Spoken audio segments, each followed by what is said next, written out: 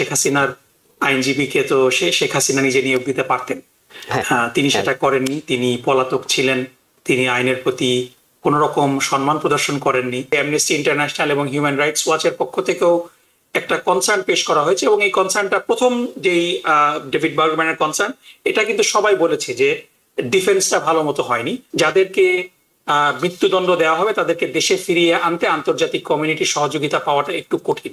ফেসবুকে অনেক লম্ফ দেখেছি লকডাউনের, প্রকাশ্যে কিন্তু কেউ আসতে সাহস পায়নি, যেটা কিন্তু আমরা দেখেছিলাম যে জামাতের নেতৃবৃন্দকে যখন ফাঁসি দেওয়া হলো কিংবা রায় দেওয়া হলো, তখন আল্লামা সাইদি সাহেবের রায়ের দিন বাংলাদেশে প্রায় 200 মানুষকে গুলি করে হত্যা করা হয়েছিল, কারণ মানুষ রাস্তায় এসেছিল। অপরাধের সাথে কিন্তু তারা যেমন দুইজন জড়িত, আইজিপিও জড়িত, উনি রাজসাক্ষী হয়েছেন, দ্যাটস ভেরি গুড। সেই ক্ষেত্রে অ্যাটলিস্ট আমার আশা ছিল উনার যাবজ্জীবন হবে।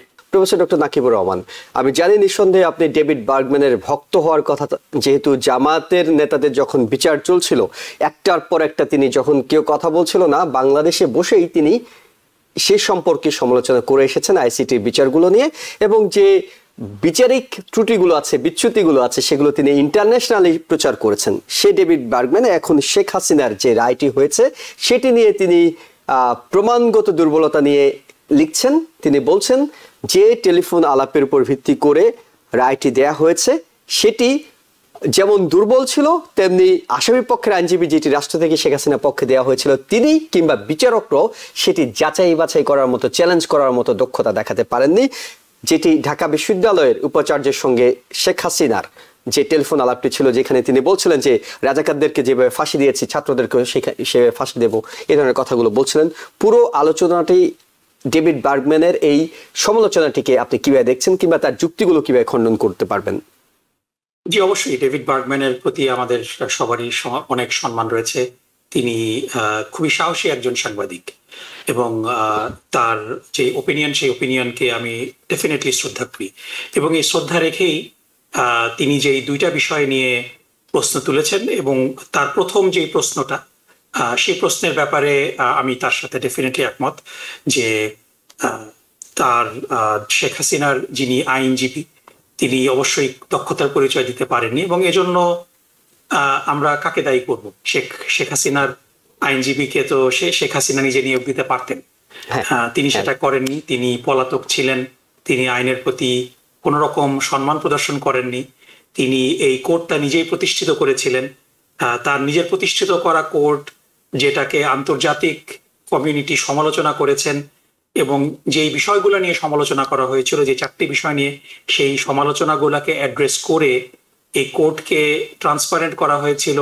এই কোর্টকে একেবারে কোর্টের সমস্ত প্রসিডিংস গুলা লাইভ দেখানো হয়েছিল, এবং রায়ও লাইভ পড়ে শোনানো হয়েছে। সমস্ত দুনিয়ার মানুষের এই বিচার দেখার এবিলিটিটা ছিল, যেটা কিন্তু এর আগে কখনো হয়নি।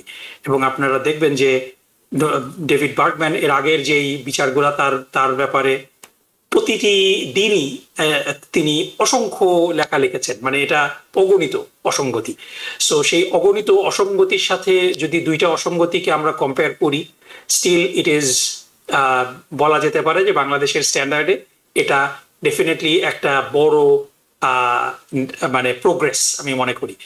সো ডেফিনেটলি যদি শেখ হাসিনা আরো ভালো আইনজীবী নিয়োগ করতেন, সেই আইনজীবীরা আরো ভালোভাবে শেখ হাসিনাকে ডিফেন্ড করতে পারতো। কিন্তু এই দায় দায়িত্ব তো প্রসিকিউশনেরও না, এই দায় দায়িত্ব তো সরকারেরও না। সরকার একজন পাবলিক প্রসিকিউটর দিয়েছে, সেই পাবলিক প্রসিকিউটর তার যে সামর্থ্য, সেই সামর্থ্য অনুযায়ী ডিফেন্ড করার চেষ্টা করেছে, এবং পাবলিক প্রসিকিউটররা ভালোভাবে ডিফেন্ড করতে পারে না।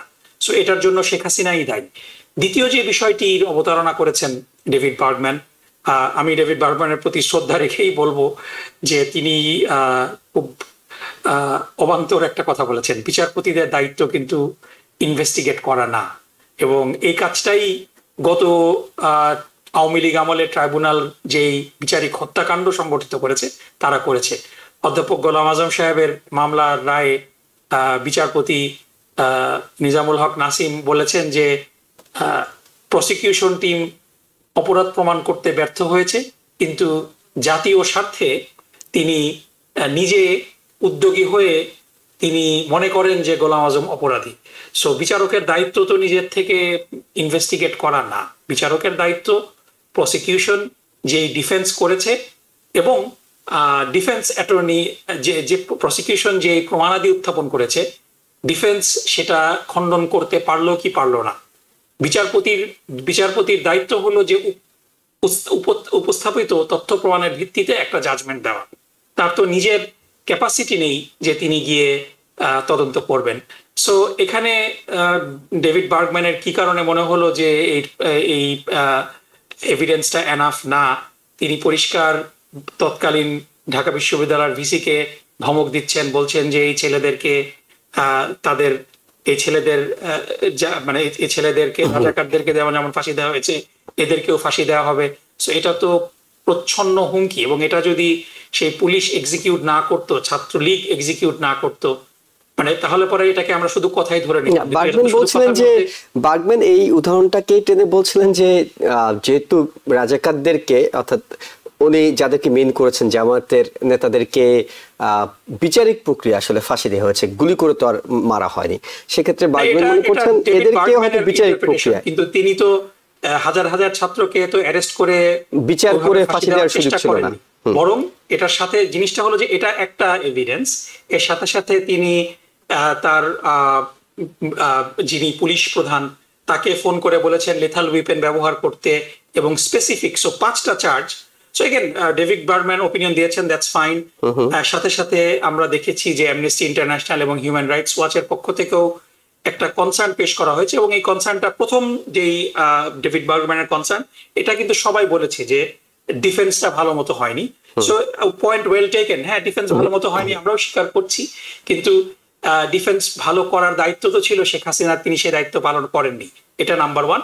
আর নাম্বার 2 হলো অ্যামনেস্টি ইন্টারন্যাশনাল এবং human rights watch on principal তারা মৃত্যুদণ্ডের বিপক্ষে। সো যে কোনো ভাবে অপরাধী যতই অপরাধ করুক না কেন, তারা সবসময় মৃত্যুদণ্ডকে নিন্দা করে। সো সেই হিসাবে তারা নিন্দা করেছে, কিন্তু সাথে সাথে আপনি তাদের বিবৃতিগুলো যদি পড়েন, তারা অ্যাকনলেজ করেছে যে জুলাই জঘন্য গণহত্যা হয়েছে এবং এই গণহত্যার বিচার হওয়াটা দরকার, এটাও তারা বলেছে। এবং ভিকটিমের পরিবার, জুলাই অভ্যুত্থানে ভিকটিম যারা হয়েছে, এখানে যদি আমি জাস্ট 1 মিনিটের মধ্যে যদি শেষ করতে চাই যে এই বিচারের ডেফিনেটলি আমরা যদি কম্পেয়ার করি যে শেখ হাসিনার আমলে এটা তৈরি করা এবং সেটাকে যেইভাবে দলীয়করণ করা হয়েছে, সেটাকে যেভাবে বিচার লিখে দেওয়া হয়েছে, সেই ব্রাসেলস থেকে স্কাইপ কেলেঙ্কারির মতো ঘটনা ঘটেছিল, সাক্ষীদেরকে শিখিয়ে পড়িয়ে নেওয়ার মতো ঘটনা ঘটেছে, মিথ্যা সাক্ষীদের ঘটনা ঘটেছে, যে সাক্ষীরা এখন স্বীকার করছে যে তাদেরকে হুমকি দেওয়া হয়েছে, জোর করা হয়েছে, প্রলোভন দেখানো হয়েছে, সেরকম কোনো ঘটনা কিন্তু এবার হয়নি। আবার সাক্ষীকে গুমও করা হয়েছিল, শুক্ররঞ্জন বালিকে গুমও করা হয়েছিল, গুম করা হয়েছে। সুতরাং এবং যে কনসার্ন গুলো, যে 4টা কনসার্ন আমি জাস্ট সংক্ষেপে বলে নিই। যে প্রথম কনসার্নটা ছিল যে এই মামলাটা, এই আইনটা 1973 সালে করা হয়েছিল 195 জন সামরিক কর্মকর্তাকে বিচার করার জন্য। এই কারণে সমস্ত কনস্টিটিউশনাল রাইট যাদেরকে অ্যাকিউজ করা হয় তাদের জন্য রহিত করা হয়। সো যাদেরকে শেখ হাসিনা বিচার করেছেন তাদের কিন্তু কোনো কনস্টিটিউশনাল রাইট ছিল না। তারপরে কোনো ডেফিনেশন ছিল না ওয়ার ক্রাইমসের, এটাকে ক্রাইম এগেইনস্ট হিউম্যানিটির একটা ব্রড ডেফিনেশন দেওয়া হয়েছিল, এবং যেটার কোন অপরাধ করলে কি শাস্তি হবে এটার কোনো বিধান ছিল না।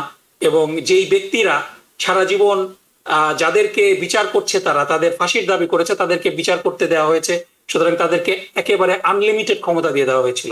3 নম্বর হলো যে বাংলাদেশের যে inherited British common law evidence act আছে, যার মাধ্যমে সাক্ষ্য প্রমাণের ভিত্তিতেই কাউকে বিচার করতে হয়, সেই এভিডেন্স অ্যাক্ট রহিত করা হয়েছিল এই ট্রাইব্যুনালে, যার ফলশ্রুতিতে শোনা কথা, তারপরে মিথ্যা নিউজ পেপার রিপোর্ট, তারপরে কোনো একটা বইতে কেউ কি লিখেছে, এইগুলাকে এভিডেন্স হিসাবে ইনক্লুড করা যেত। এবং 4 নম্বর হলো ইন্টারলকিটারি অ্যাপিল, যে বিচারপতি যদি কোনো সাক্ষীকে ডিসমিস করে দেয় কিংবা কোনো এভিডেন্স ঢুকাতে না দেয়, এটার ব্যাপারে কোনো অ্যাপিল করার কোনো রাস্তা ছিল না।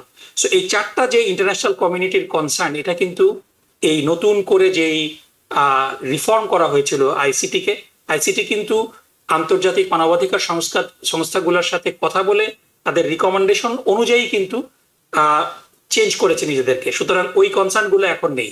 ইন্টারন্যাশনাল কমিউনিটি শুধু একটা কনসার্ন অ্যাড্রেস করতে পারেনি আইসিটি, সেটা হলো যে এই ডেথ পেনাল্টি রহিত করার একটা কনসার্ন দিয়েছিল, এবং এটা এই জন্য দিয়েছিল যে ডেথ পেনাল্টি থাকলে যাদেরকে মৃত্যুদণ্ড দেওয়া হবে, তাদেরকে দেশে ফিরিয়ে আনতে আন্তর্জাতিক কমিউনিটির সহযোগিতা পাওয়াটা একটু কঠিন।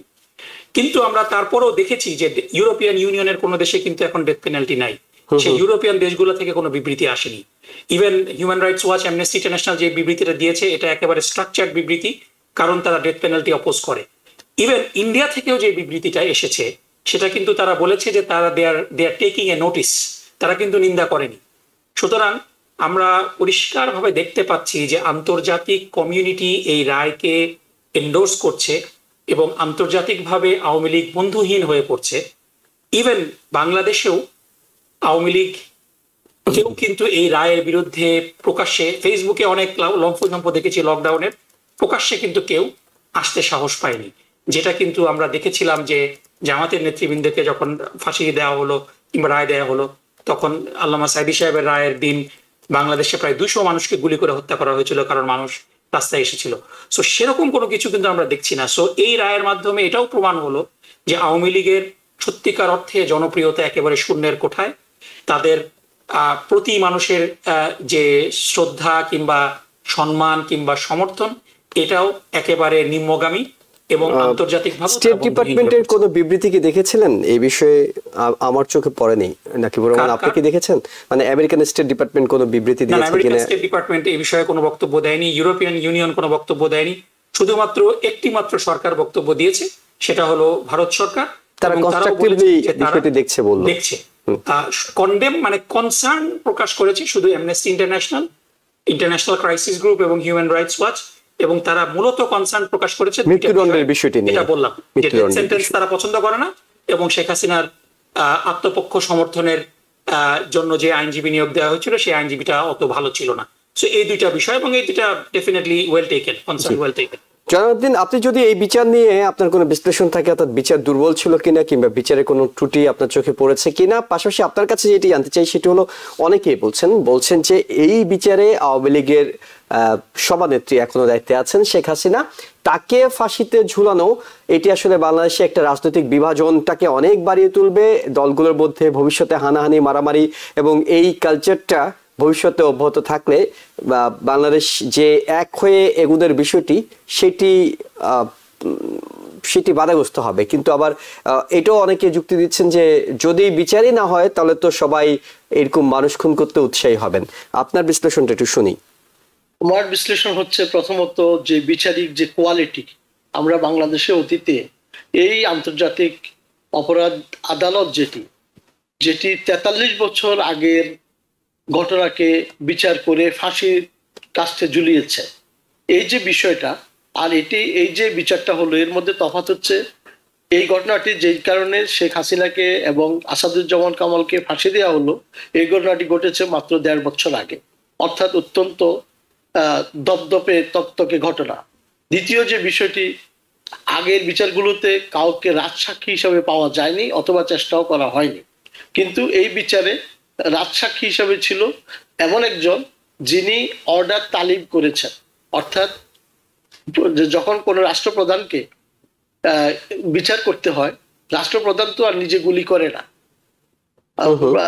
মন্ত্রীও গুলি করে না, কিন্তু গুলির নির্দেশ যে দিয়েছে এটা অত্যন্ত ক্লিয়ারলি প্রুভ হয়েছে এইভাবে যে উনি যে কথা বলেছেন সেই কথাকে এআই এর মাধ্যমে বিভিন্নভাবে টেকনোলজির মাধ্যমে সেটাকে প্রুভ করা হয়েছে যে এটা উনারই কথা, উনি যে নির্দেশটা দিয়েছেন। জনাবউদ্দিন, কিন্তু আওয়ামী লীগের সমর্থকরা তো খুব আফসোস করছে যে কেন তাকেও মৃত্যুদণ্ড দেওয়া হলো না, অর্থাৎ আইজিপি কে কেন দেওয়া হলো না, এটা নিয়ে তারা অনেক ক্ষোভ করছে। আমি সেখানে আসতেছি, একটা সেকেন্ড। তো যেখানে আইজিপি নিজে সাক্ষী, আই উইটনেস, এবং উনি অর্ডার রিসিভ করছেন, উনিও হয়তো গুলি করেননি কিন্তু উনি অর্ডার দিয়ে গুলি করিয়েছেন, এই যে বিষয়টা, অর্থাৎ এখানে একটা রাজসাক্ষী হওয়াতে একটা বিশেষ সুবিধা পাওয়া গেছে। দ্বিতীয় আরেকটি জিনিস হচ্ছে যে এভিডেন্স গুলো প্রুভ করা হয়েছে এবং অত্যন্ত নিখুঁতভাবে আমি যেটা লক্ষ্য করেছি, যে এভিডেন্স গুলো এবং সারাক্ষণ টিভিতে সেটা দেখাচ্ছিল, তো এবং সারা ওয়ার্ল্ড সেটাকে প্রত্যক্ষ করার সুযোগ পেয়েছে। সুতরাং যতটুকু সম্ভব প্রসিকিউটরদেরকে ধন্যবাদ পাওয়ার যোগ্য, এবং তারা যে সাহসিকতার পরিচয় দিচ্ছে এবং সেটার জন্য আসলে আমি তাদেরকে স্যালুট জানাই। দ্বিতীয় যে বিষয়টি আপনি বলছেন যে আইজিপি আইজিপি কে মাত্র 5 বছরের সাজা দেওয়া হয়েছে, এতে আমি নিজের দ্বিমত পোষণ করি। এই কারণে যে অপরাধের সাথে কিন্তু তারা যেমন দুইজন জড়িত, আইজিপিও জড়িত, উনি রাজসাক্ষী হয়েছেন, দ্যাটস ভেরি গুড। সেই ক্ষেত্রে অ্যাটলিস্ট আমার আশা ছিল উনার যাবজ্জীবন হবে, কারণ এই 5 বছর সাজা দিল, উনার তো 15-16 মাস চলে গেছে, আর 5 বছরের মধ্যে কয়টা দিন বাকি আছে, এরপরে উনি যদি খালাস পেয়ে যায়, মানে এটা একটা রাজনৈতিক না, এটা একটা বিচারিক দুর্দশা হিসাবে আমি দেখতেছি। কারণ আপনারা জানেন জিয়াউল আহসান কালকে বলে যে আমি রাজসাক্ষী হব এবং উনাকে 5 বছরের সাজা দিয়ে দেওয়া হয়। উনি তো 1000-এর বেশি লোক নিজে খুন করেছে, তাহলে আমরা সেটাকে কিভাবে জাস্টিফাই করব? কোর্ট যেভাবে জাস্টিফাই করবে। এখন আসেন রাজনৈতিক বিভাজনের কথা। আমি মনে করি হাসিনার এই ফাঁসির মাধ্যমে শেখ পরিবারের রাজনৈতিক মৃত্যু ঘটে গেছে। শেখ মুজিব পরিবারের আসবে না, রাজনৈতিক মৃত্যু। আচ্ছা, হয়তো কারণ আমরা দেখতেছি যে উনি তো দেশেই নাই, ফাঁসি দিবে কি করে? কিন্তু ফাঁসির যেই রশিটা উনি সারা জীবন বাকি যে কতদিন বেঁচে থাকেন, ওই ফাঁসির রশিটা দিয়ে গলায় নিয়ে ওনাকে ঘুরতে হবে। আর যদি উনি বাংলাদেশে থেকে যদি সেটা ফেস করতেন, তাহলে আওয়ামী লীগের রাজনৈতিক মৃত্যু হইতো না, শেখ পরিবারের রাজনৈতিক মৃত্যু হইতো না। তো হাসিনার এই ফাঁসির মাধ্যমে যে আওয়ামী লীগের যে একটা, কারণ নেতা আসলে বাইরে থেকে নেতা হওয়া যায় না, সেখানে নেতাকে চ্যালেঞ্জ নেওয়ার জন্যই নেয়ার নামই নেতা না। হচ্ছেন তো তারেক রহমান, হচ্ছেন না, বাইরে থেকেই তো হচ্ছেন। সেটা আমাদের দেশের প্রেক্ষিতে অনেক কিছু হয়, সেটাকে আমরা এভিডেন্স হিসাবে নিতে পারি না।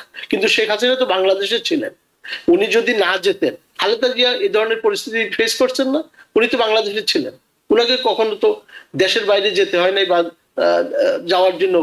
উনি বলছেন এখানে আমার জন্ম, এখানে আমার মৃত্যু হবে, এই দেশে আমি থাকবো, বিচার হলে আমি এখানে ফেস করবো।